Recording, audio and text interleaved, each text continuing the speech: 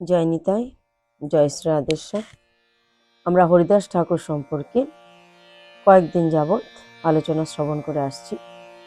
হরিদাস ঠাকুরের জন্ম থেকে ধীরে ধীরে তিনি কিভাবে তার ভক্তির মাধ্যমে তার ভক্তি লীলা বীজ ধীরে ধীরে বড় হয়ে কিভাবে বিশাল মহী হয়ে পরিণত হয়েছে শ্রবণ করেছি আমরা। কিভাবে তিনি নীলাচলে শ্রীমন মহাপ্রভুর সঙ্গে দীর্ঘ একটা সময় অতিবাহিত করেছিলেন। মহাপ্রভুর ঘনিষ্ঠ পরিকরদের মধ্যে তিনি একজন ছিলেন। তো আমরা আজকে চৈতন্য চরিতামৃত থেকে অন্তলীলার 11 পরিচ্ছদ থেকে হরিদাসের নির্যান এই চ্যাপ্টারটা থেকে ধীরে ধীরে আলোচনা করব। হয়তো আজকে শেষ হবে না, কিন্তু শুরু করলে একদিন না একদিন তো শেষ হয়। তো আজ আমি সেইটা থেকে শুরু করছি, দেখা যাক কতটা আপনাদের শ্রবণ করাতে পারি। যে হরিদাসের নিষ্পান দেহ নিজের কোলে তুলে নিয়ে যিনি নৃত্য করেছিলেন, সেই হরিদাস ঠাকুরকে আমি প্রণাম করি এবং তার প্রভু সেই চৈতন্য দেবকে আমি প্রণাম করি। তো এই চৈতন্য চরিতামৃত আমাদেরকে উপহার দিয়েছেন কে, সেটা আমরা ভালো করেই জানি, আপনারাও সবাই জানেন। এই চৈতন্য চরিতামৃত আমাদেরকে কৃষ্ণদাস কবিরাজ উপহার দিয়েছে। তো তিনি সবার কৃপা নিয়ে এই যে মহাপ্রভুর গণ, নিত্যানন্দ মহাপ্রভু, গৌরাঙ্গ মহাপ্রভু, অদ্বৈত গদাধর, শ্রীবাস, রূপ, সনাতন, যারা যারা গৌরাঙ্গের পরিকর, তারা সবার চরণ থেকে আশীর্বাদ নিয়ে তিনি এই গ্রন্থ রচনা করেছেন মহাপ্রভুর কৃপায়। তো তার গ্রন্থ থেকে আমরা ঠিক এইভাবেই পাই। এই মতো মহাপ্রভুর লীলাচলে বাস, সঙ্গের ভক্তগণ লইয়া কীর্তন বিলাস। এইভাবে শ্রীমন মহাপ্রভু লীলাচলে বাস করছেন, আছেন, এবং সঙ্গের যে ভক্ত পরিকর তাদেরকে নিয়ে খুব আনন্দ কীর্তন বিলাস করছেন। দিনে নিত্যগীত ঈশ্বর দর্শন, রাত্রে রায় স্বরূপ শোনে রস আস্বাদ।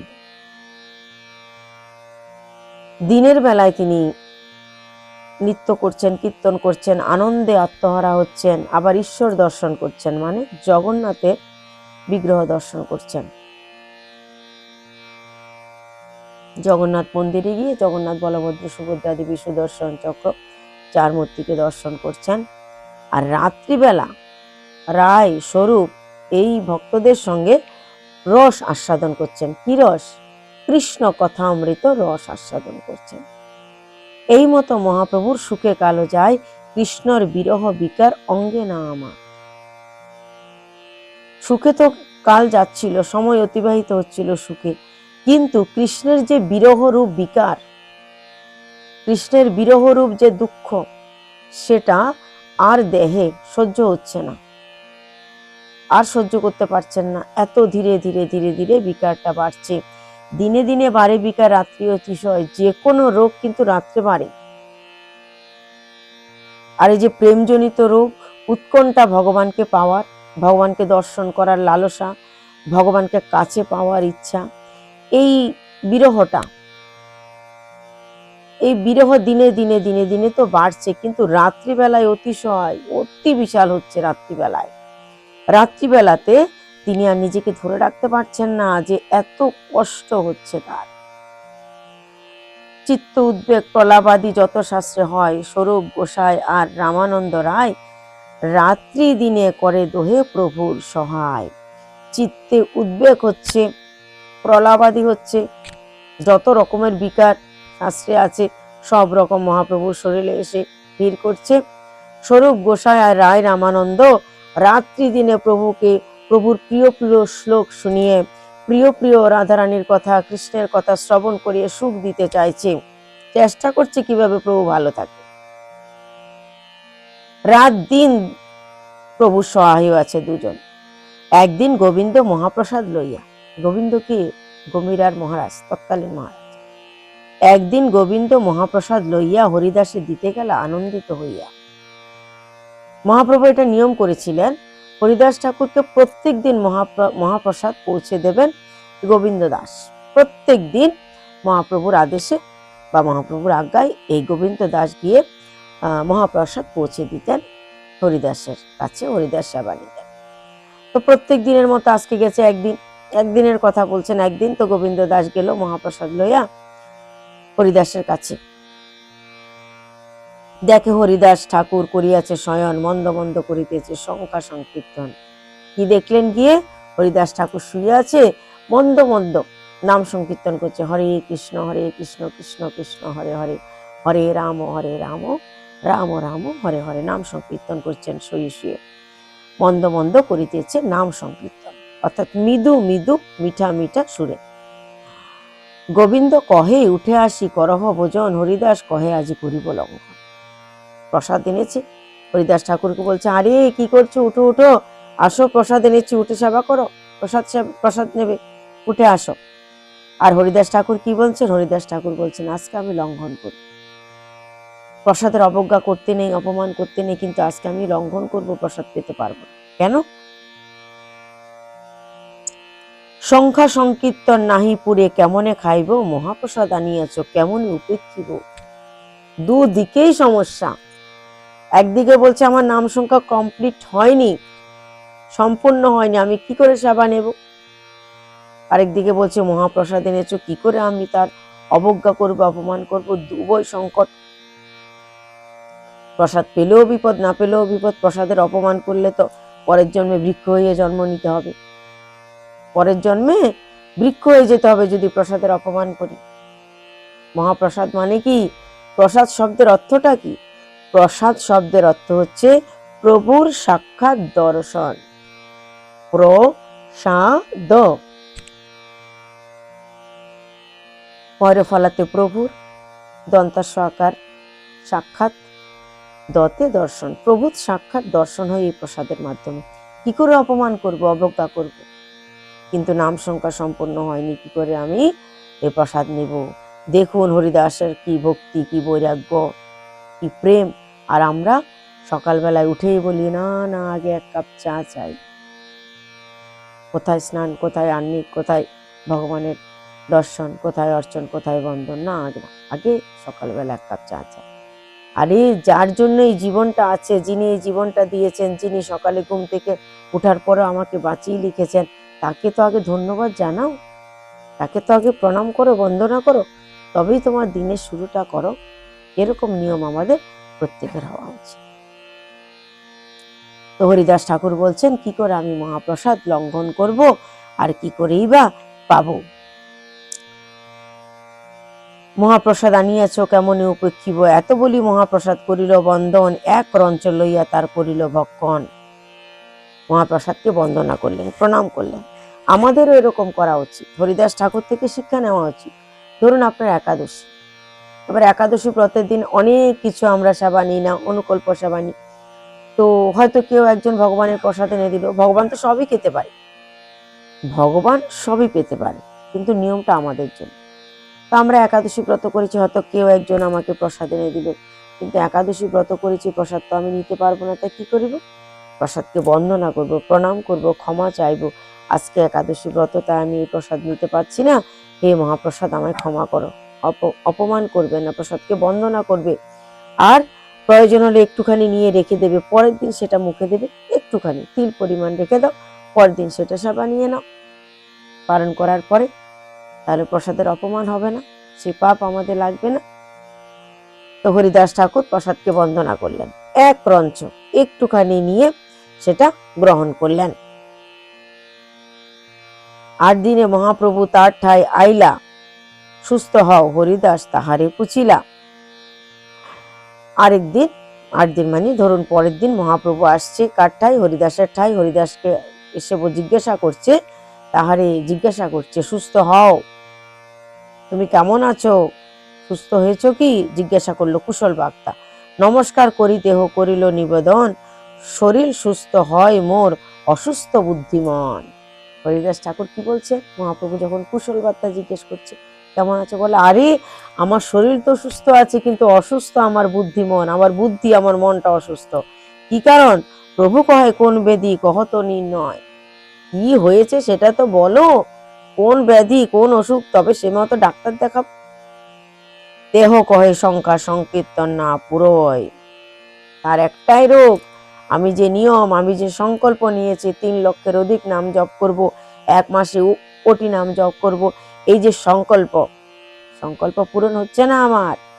সেটার জন্য আমার চিন্তা হচ্ছে, আমার নাম সংকীর্তন পূরণ করতে পারছি না। বয়স হয়ে গেছে, ধীরে ধীরে নাম করছে, আগের মতো শক্তি নেই। প্রভু তখন কি বললেন? প্রভু কহে, বৃদ্ধ হইলা সংকল্প করো, সিদ্ধ দেহ সাধনে আগ্রহ কেন ধরো। শ্রীমন মহাপ্রভু বলছেন, তুমি তো বৃদ্ধ হয়ে গেছো, বয়স হয়ে গেছে অনেক, এখন এত কেন নাম করছো? এখন নাম সংখ্যা অল্প অল্প কমিয়ে ফেলো। আগে অনেক বেশি করেছে, এখন একটু কমিয়ে ফেলো। আর তিনি কি বলছেন? মহাপ্রভু তো বারবার বলছেন, তোমার সিদ্ধ দেহ হয়ে গেছে, ভজনে এত আগ্রহ দরকার নেই, নাম সংখ্যা কমিয়ে ফেলো। আর তিনি বলছেন, মহাপ্রভু আরো বলছেন, লোক নিস্তারিতে তোমার অবতার, নামের মহিমা লোকে করিলা প্রচার, এবে অল্প সংখ্যা করি কর সংকীর্তন, হরিদাস কহে শুনো মোর সত্য নিবেদন। শ্রীমন মহাপ্রভু বলছে, মানুষকে উদ্ধার করার জন্য, লোককে নিস্তার করার জন্য, পাপীকে উদ্ধার করার জন্য তোমার অবতার হয়েছে। নামের মহিমা তুমি সমাজে প্রচার করেছো, প্রসার করেছো। এখন তুমি নাম সংখ্যা অল্প করো, বয়স হয়ে গেছে, এখন কমিয়ে দাও। কারণ তুমি তো সবার কাছে নাম প্রসার করেছ, এখন অল্প করো। হরিদাস কি বলছে? হরিদাস ঠাকুর বলছে, শুনো আমার একটা নিবেদন আছে, শুনো আমার নিবেদন, সত্য নিবেদন। হীন জাতিতে জন্ম মোর, নিন্দ কলেবর, হীন কর্মে রত মুই, অধম পামর।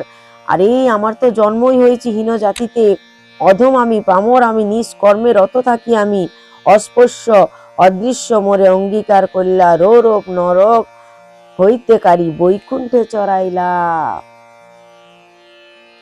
আমি তো অস্পর্শ পামর, হ্যাঁ, আমাকে তুমি অঙ্গীকার করেছো, আমাকে তুমি গ্রহণ করেছো, কাছে টেনে নিয়েছো, আর কি করছে? রৌরব হতে আমাকে বৈকুণ্ঠে চড়াইলা। নরকের কীট থেকে আমাকে বৈকুণ্ঠের মতো উচ্চ আসনে আমাকে প্রতিষ্ঠা দিয়েছ, উচ্চ পদে বসিয়েছ। স্বতন্ত্র ঈশ্বর তুমি, হও ইচ্ছাময়, জগৎ নাচাও জয়ছে যারে ইচ্ছা হও। তুমি তো স্বতন্ত্র ঈশ্বর, ভগবান স্বাধীন, তুমি স্বাধীন, স্বতন্ত্র। তুমি যাকে যেরকম ইচ্ছা সেরকম নাচাতে পারো, যাকে দিয়ে যে কর্ম করাতে চাও সে কর্ম করাতে পারো।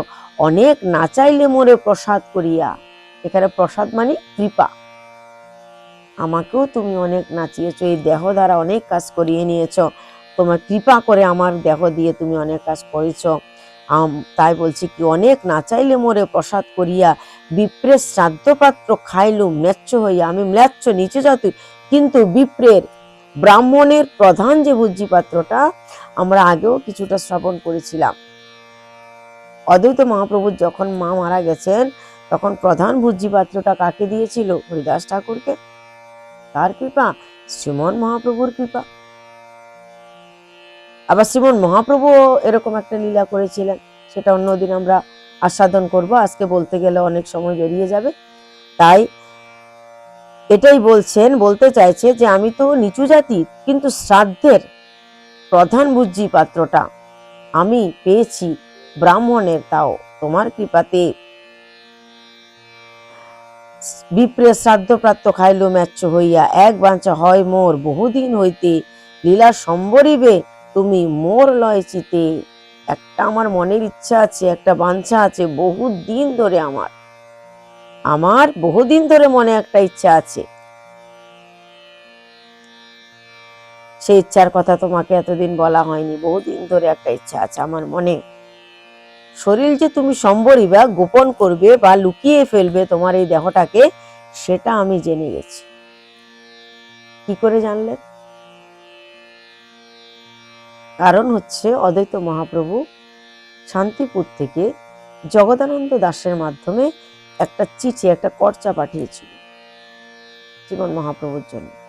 চিঠিতে কি লেখা আছে? গোপন একটা চিঠি, সেটাতে লেখা আছে, প্রভুকে কহিও আমার কোটি নমস্কার, এই নিবেদন তার চরণে আমার। প্রভুকে কহিল লোকে হইল বাউল, প্রভুকে কহিও হাটে নাবিকাই চাউল, প্রভুকে কহিও ইহা কহিয়াছে বাউল। অর্থাৎ এই ছোট্ট ছড়ার আকারে চিঠির মাধ্যমে অদ্বৈত মহাপ্রভু শ্রীমন মহাপ্রভুর কাছে এই সংবাদটাই পৌঁছাতে চেয়েছেন যে, হে প্রভু, তুমি যে কাজের জন্য এখানে এসছো, কেন এসছে? অদ্বৈত হুঙ্কারের সুরধ্বনি তীরে আইলা নাগররাজ। এই নাগররাজ রসের সিন্ধু, রসনাগর সেই শ্রীমন মহাপ্রভু এসছে কেন? অদ্বৈত প্রভুর হুঙ্কার দিয়ে ডেকেছেন বলে। হরিদাস ঠাকুর 3 লক্ষের অধিক নাম জপ করে করে প্রভুকে ডেকেছেন বলে। এই দুজনের টানেই তো তাড়াতাড়ি এসছে।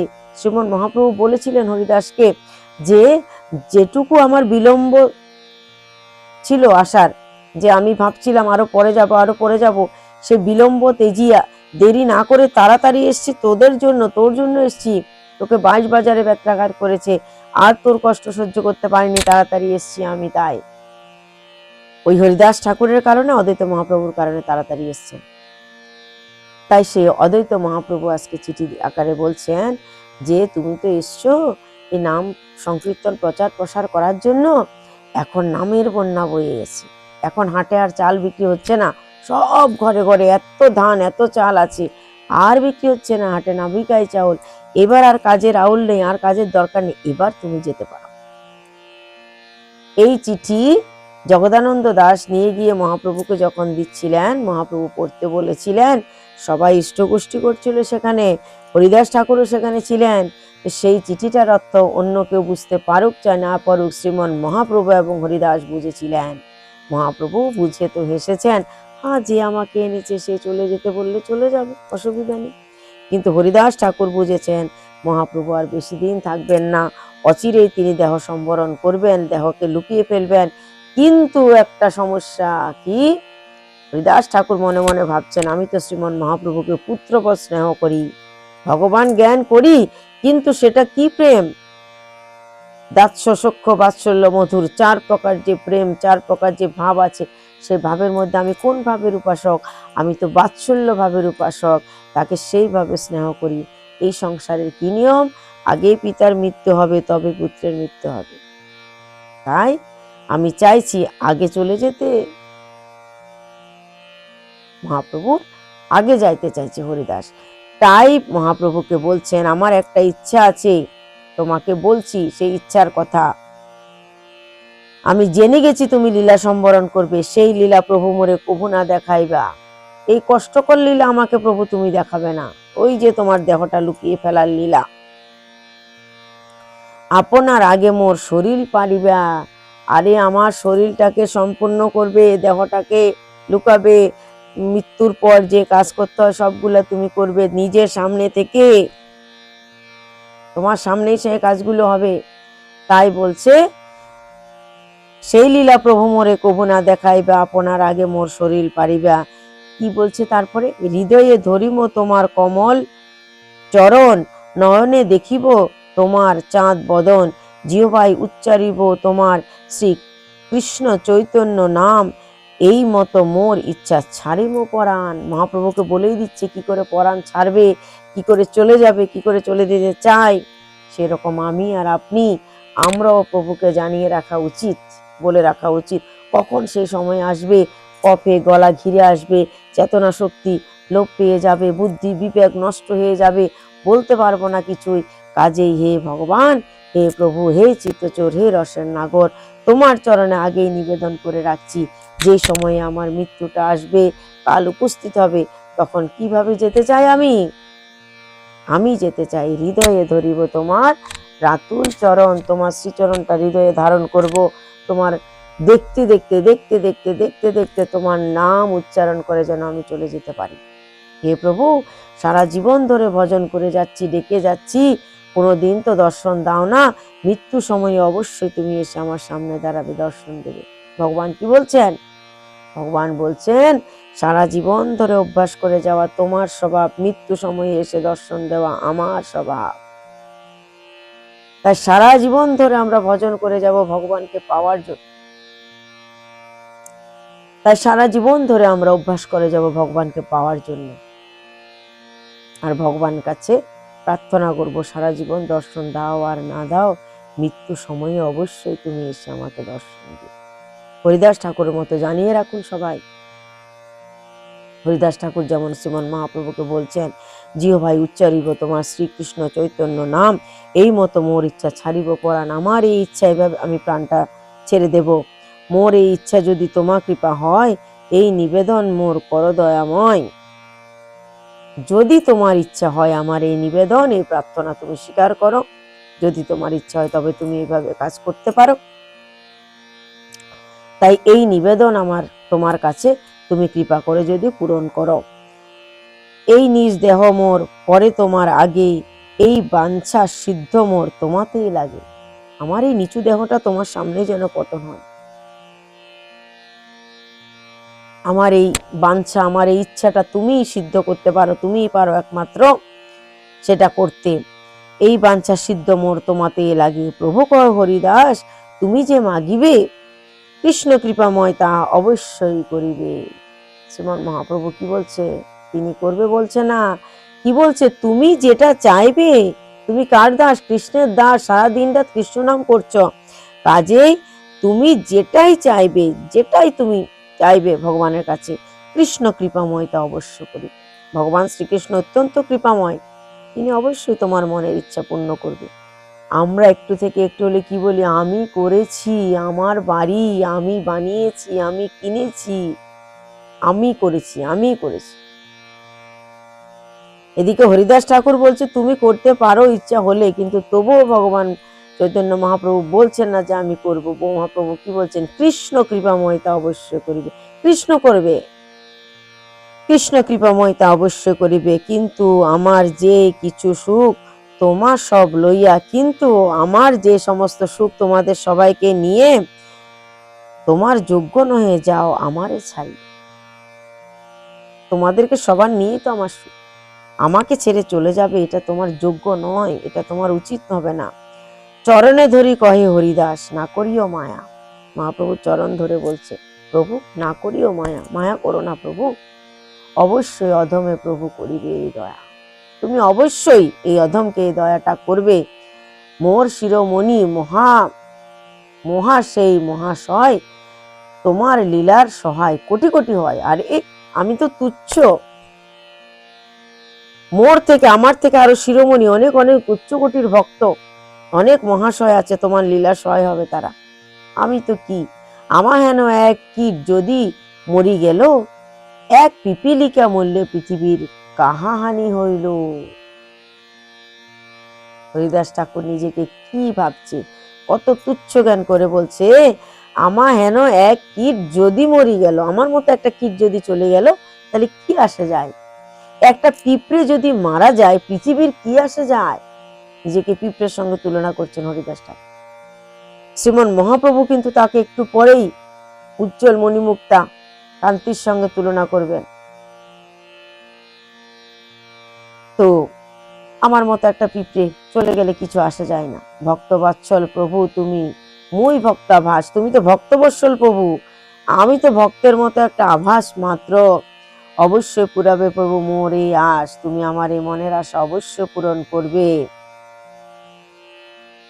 মধ্যাহ্ন করিতে প্রভু চলিল আপনে, ঈশ্বর দেখি আসি কালী দিব দর্শনে। তখন শ্রীমন মহাপ্রভু মধ্যাহ্ন করতে চলে গেলেন, আবার মধ্যাহ্ন করতে চলে গেছে, বলছে কালকে আবার এসে আমি তোমাকে দর্শন দেব, ঈশ্বর দর্শন করে তোমাকে দেখতে আসবো, অর্থাৎ জগন্নাথকে দর্শন করে দেখতে আসবো। তবে মহাপ্রভু তারে করিয়া লিঙ্গন, মধ্যাহ্ন করিতে সমুদ্রে করিলা গমন।